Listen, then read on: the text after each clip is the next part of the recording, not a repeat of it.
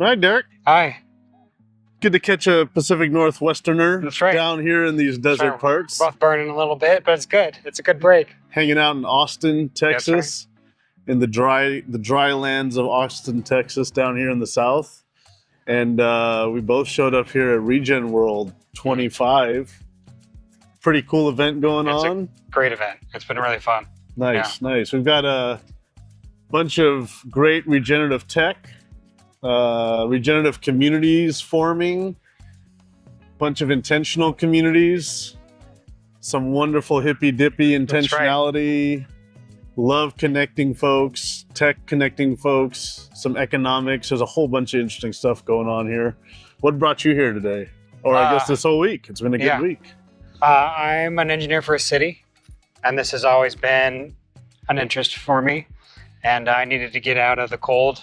Right. And this opportunity came up, so I decided to check it out. Nice. Yeah, nice. I used to work a lot in this space. I work in it less, but it's nice to refresh a little bit. Yeah. So you've been around for a while, actually, in the space, specifically working with Conservation District up in Washington State. Yeah, 12 years at a conservation district where I focused on stormwater harvesting and rain garden implementation, GSI, that type of thing. Nice. We were talking a little bit about trends. Right now, we're kind of seeing this big movement of regeneration coming back. I was just in ETH Denver a little while ago, the crypto conference, and it's Year of the Regen. People are thinking about the planet. They're thinking about communities. And we were talking earlier, and you were telling me about how it was really intense for a while. It's kind of died off. What kind of perspective you think you could share with kind of how the trends flowed through society and time over the years? What are you seeing out there? I mean, the desire's there for sure. I think people are seeing opportunity in a way they haven't in the past. It's really hard to get from the kind of horizontal, dreamy ideals into, okay, let's do some targeted, focused implementation. Right. And where is the science at? And where is the science really at? And how do we get to there? And there's a desire, I think, in a lot of these spaces to just jump out there and do it all at once, and just figure it out as you go. And there needs to be some aspect of that, but I also think there needs to be a heavy aspect of engineering, planning, practicality, maybe,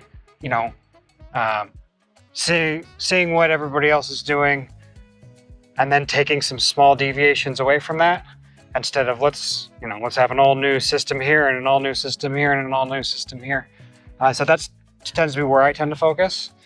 Is let's make progress, but we got to do it in a bunch of small steps and not just run out there and try. Right, and learn off of what has been done out there, right? And that's always the challenge, right? Is if someone has something really successful, sometimes it's in their motivation to not share a lot of that. Sure. And so that's a really important piece too.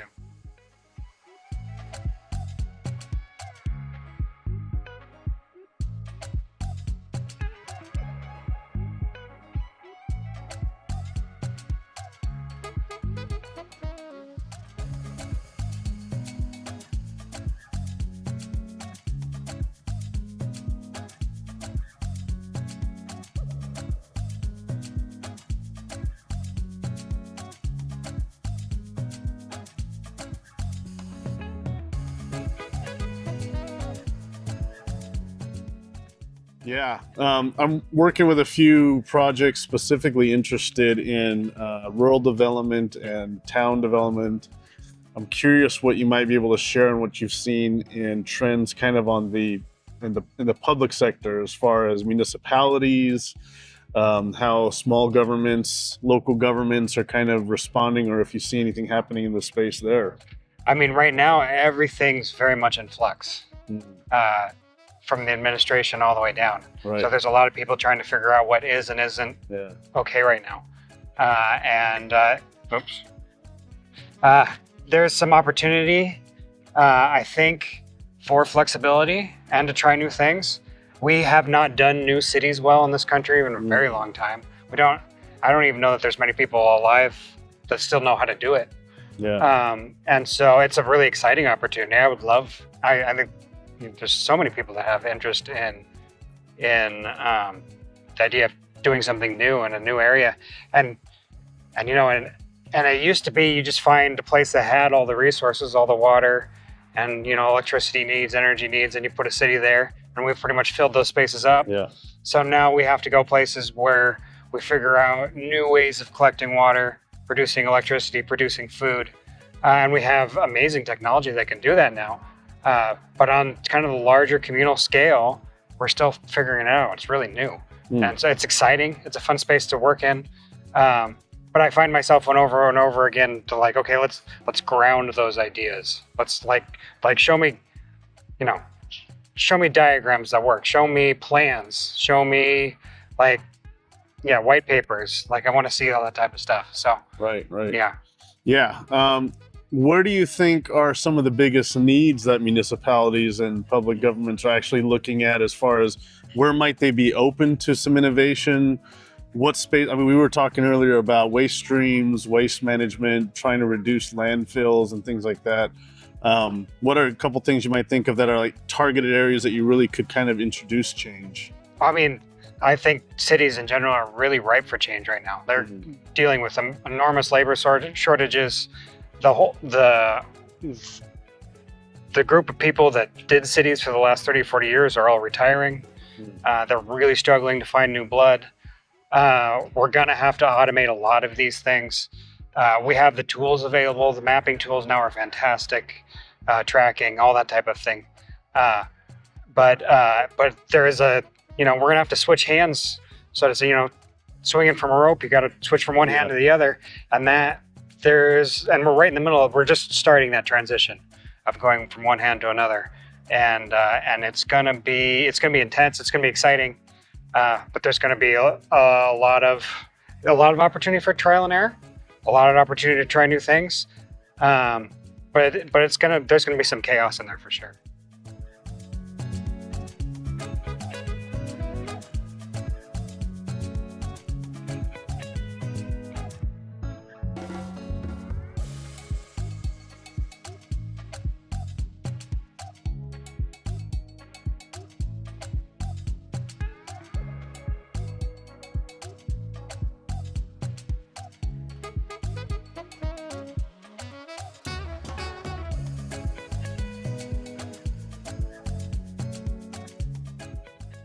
And some of that might be, and I'd be curious what your perspective on this is, but is there a dearth of young people that have been learning the skills, let's say the civil engineering, these things that need to really be applied to get these things built appropriately?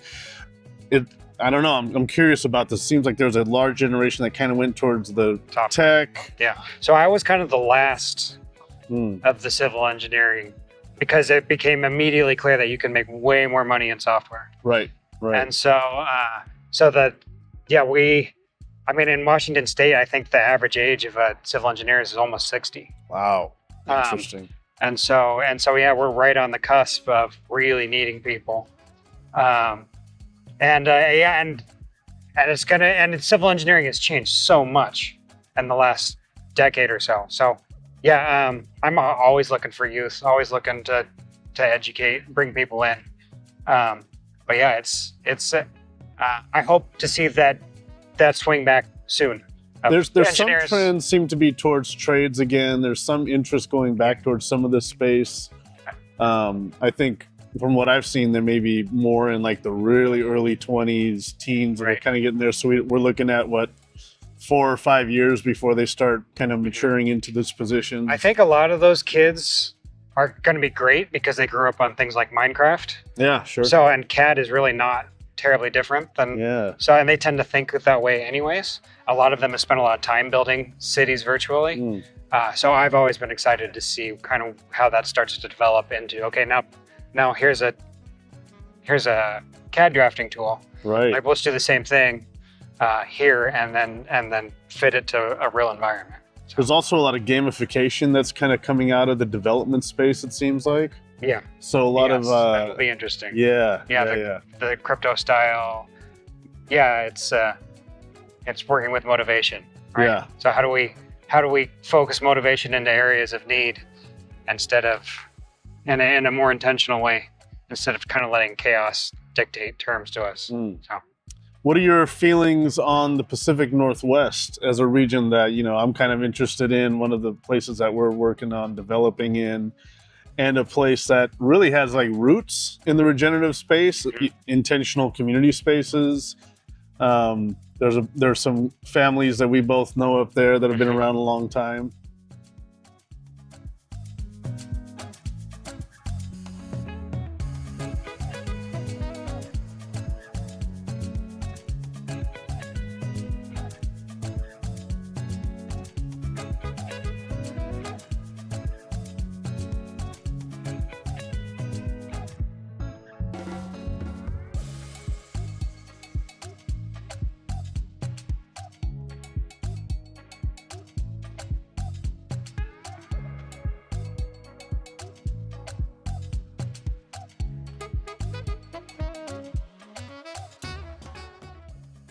So what do you think about some of the history of regenerative efforts, the intentional communities in the Pacific Northwest, and maybe the potential for a resurgence there for it to really be kind of a bastion of conservation that is progressive conservation, not necessarily obstructive conservation that we run into a bit?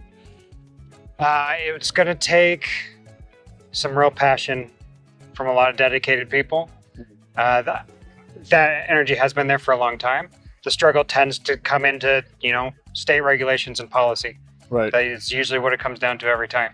So we need an army of people that are willing to go through the tedious process of filling out large amounts of paperwork. Right. So I really like. Other than that, that's the obvious bottleneck. I think everything else can fall into place.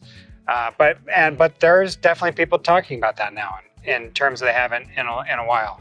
So it is an exciting space. Without going into like political stuff, do you think that the upheaval that we're kind of going through right now bureaucratically,